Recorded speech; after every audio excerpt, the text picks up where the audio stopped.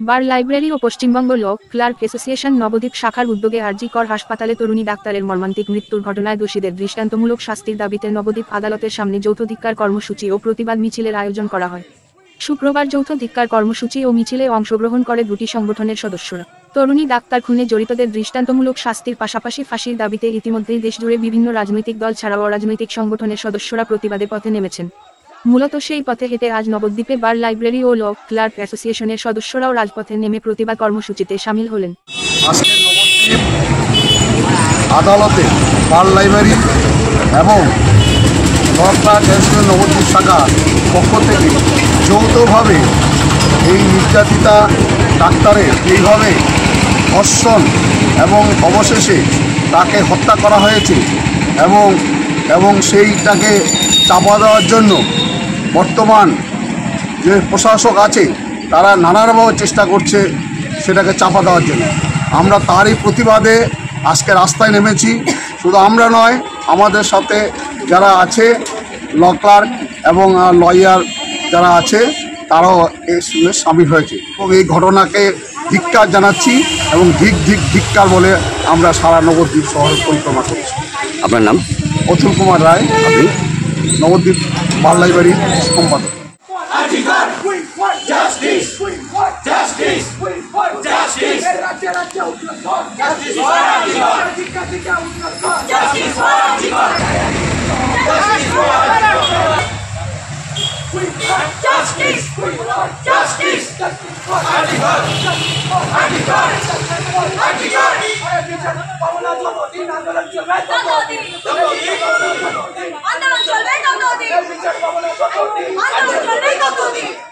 যে নির্যাতিতা ডাক্তার তার যাতে তাড়াতাড়ি সুবিচার পায় সেই দাবিতেই আমাদের আজকে।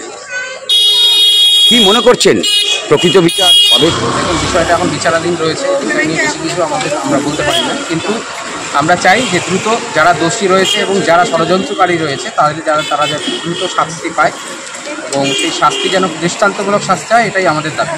আপনার নাম? আমার নাম সুশোভন ব্যানার্জি। আপনি? আমি সম্পাদক, Paschimbanga law clerk association Nabadwip আদালত শাখা committee.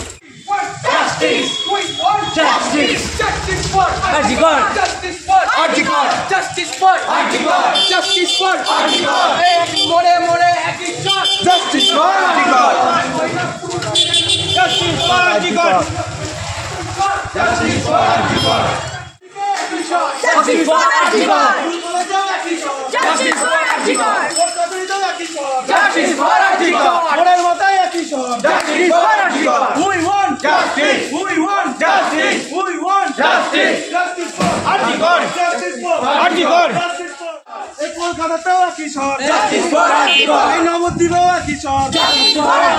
We want justice. We want justice.